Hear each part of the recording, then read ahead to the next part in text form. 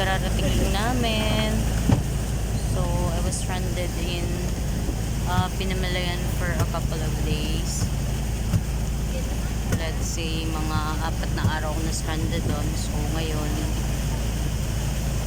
babalik na ako ng Sibali after, kasi umalis ako dito is September 21 ako umalis.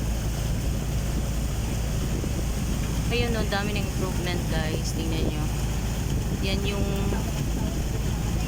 tapos na yung under construction before, yung opisina ng police. So, diba magkatabi na yung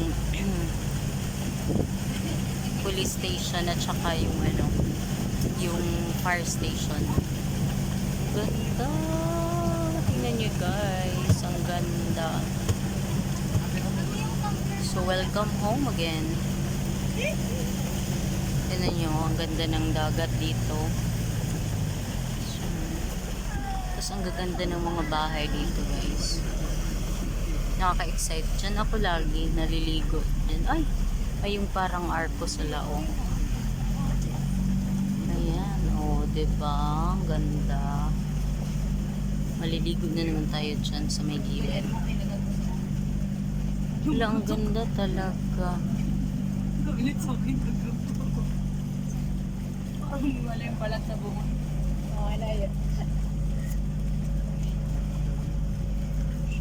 Sana. Ayaros.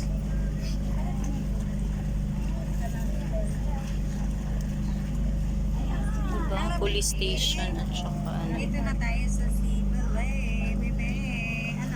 Nandag pa rin. Makikita mo na si ate. Makikita mo na si ate Dutchmill. Si ate Dutchmill. Nandyan si ate. Ate. diba? Ang ganda. My God. Fresh air na naman ang maiing ako.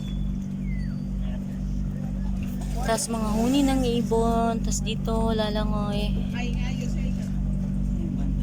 Pero medyo basa ang damit ko. Andyan si ate. Andyan ang ate ng bebe ko.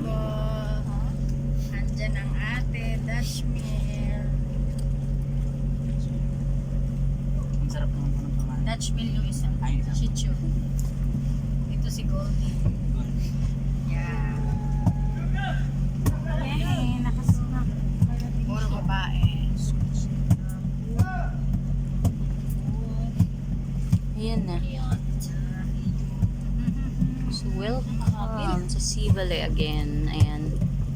Nakaka-excite. Ako hala, ang ganda. Pati pala yung port meron ng iba na din dinanuhan nila. Sige be. Kaya pala mas lalong gumanda kasi may bagong pintura. So, welcome sa Sibali. Thank you, Lord. Gamot.